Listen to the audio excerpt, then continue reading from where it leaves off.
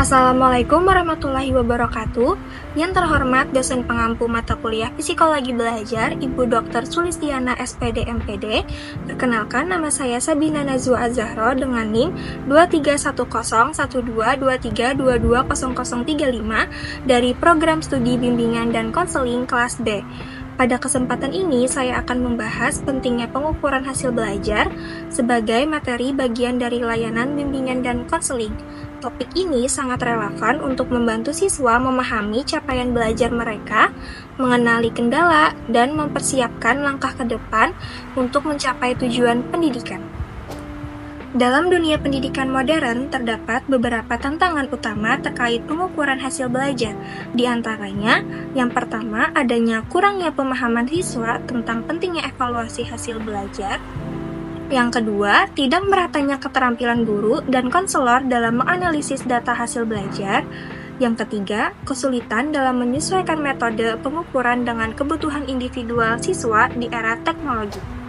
Menurut Septian 2020, pengukuran hasil belajar adalah proses pengumpulan data melalui observasi empiris untuk mengidentifikasi tingkat pencapaian kompetisi peserta didik setelah mengikuti proses pembelajaran tertentu.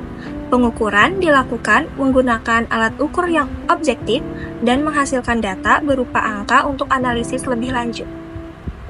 Menurut Ananda dan Hayati 2020, pengukuran hasil belajar peserta didik dipengaruhi oleh dua kategori utama.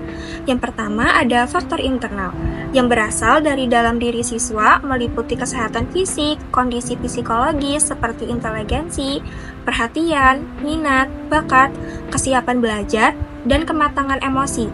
Kelelahan fisik maupun mental juga dapat mengurangi efektivitas belajar siswa.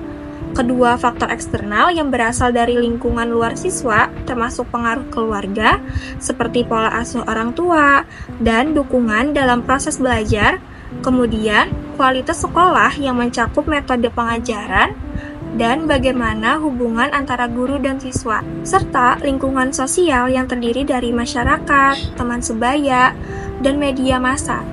Memahami kedua kategori faktor tersebut penting untuk mengevaluasi dan meningkatkan hasil belajar siswa secara efektif. Pengukuran hasil belajar menghadapi beberapa tantangan penting. Yang pertama, banyak alat ukur yang tidak valid atau reliable, sehingga sulit untuk mengukur pencapaian siswa dengan akurat. Selain itu, ada kesulitan dalam menilai aspek non-kognitif seperti sikap dan keterampilan praktis.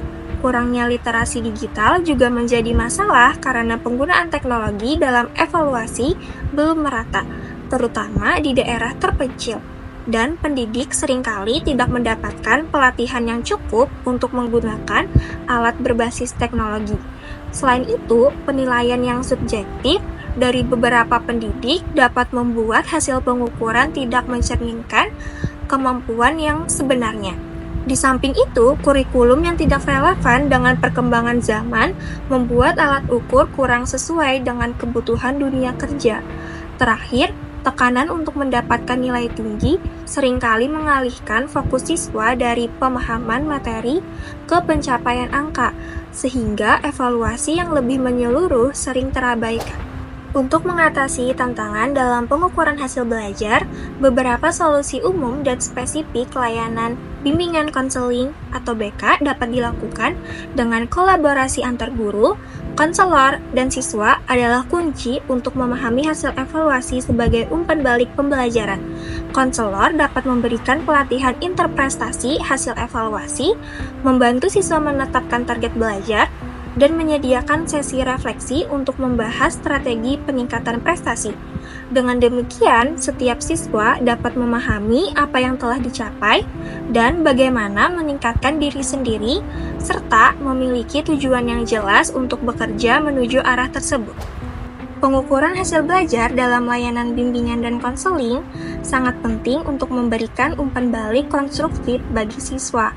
Oleh karena itu, hasil evaluasi harus dilihat sebagai alat untuk pertumbuhan pribadi, bukan sekadar angka. Konselor perlu mengadakan pelatihan untuk membantu siswa memahami cara menginterpretasikan hasil evaluasi dan menetapkan target belajar yang spesifik, terukur, dan dapat dicapai. Selain itu, sesi refleksi rutin dapat diadakan agar siswa dapat mendiskusikan strategi peningkatan prestasi mereka, berbagi pengalaman, dan menemukan solusi untuk tantangan yang dihadapi. Kolaborasi antara konselor dan guru juga penting untuk memastikan bahwa hasil evaluasi digunakan secara efektif dalam perencanaan pembelajaran. Selain itu, konselor harus membangun motivasi diri siswa dengan mengingatkan mereka bahwa setiap kesalahan adalah kesempatan untuk belajar.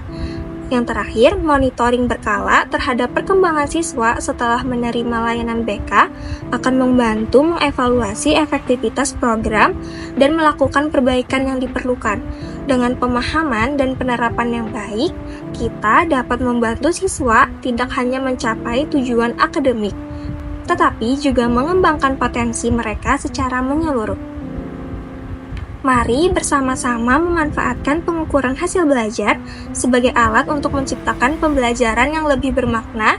Terima kasih, dan semoga pembahasan ini bermanfaat. Wassalamualaikum warahmatullahi wabarakatuh.